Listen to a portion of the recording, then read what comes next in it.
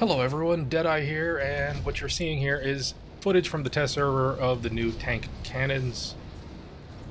This stuff is preliminary, consider it, it's unfinished and subject to change, of course.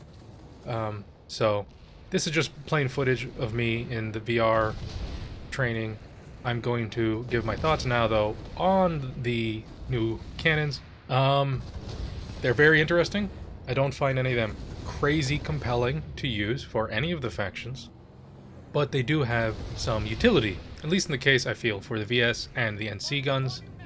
The NSO cannon is kind of a gimmick. I don't see it being that useful, but it is a fun thing to use.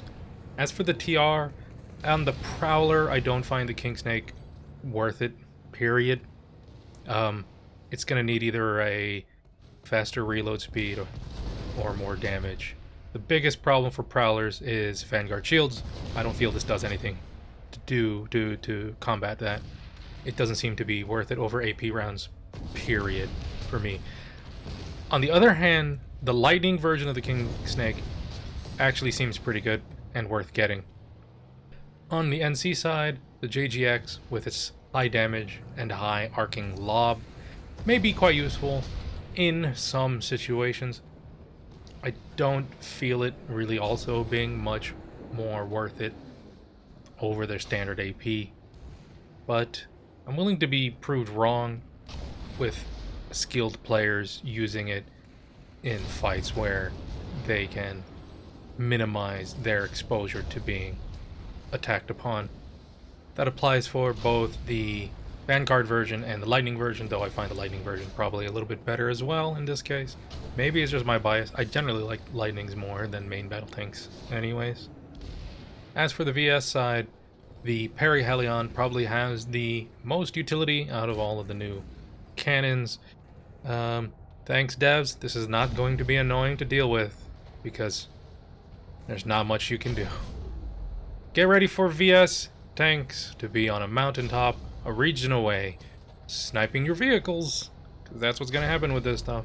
Damage output is low, but the no drop and basically infinite effective range, you know, as long as the enemy is drawn on your screen, is going to be quite annoying. Your vehicles are going to be blown up, your Sunderers, your tanks are going to be blown up, you're not going to really know where it's coming from, and there's nothing you're going to be able to do with it. It seems like a very easy weapon to use on both the Lightning and the Mag Rider. They're gonna be quite annoying to face. They're very easy to use. They're fun, so there's that at least. The VS generally, I feel, is gonna have the most useful of the new main battle cannons. Main battle tank cannons, excuse me. We shall see, though. Now to the NSO. The Lyron is fun. I don't find it to be useful in most situations to be able to pierce tanks.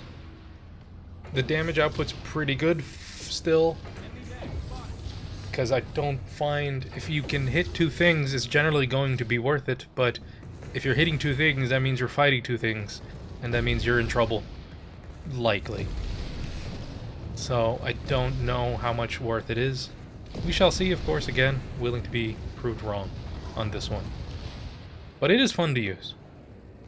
And yeah, those are my quick thoughts, of course. Like I said, this stuff is subject to change. My thoughts will change, of course, if the stats and the utility of any of these weapons change.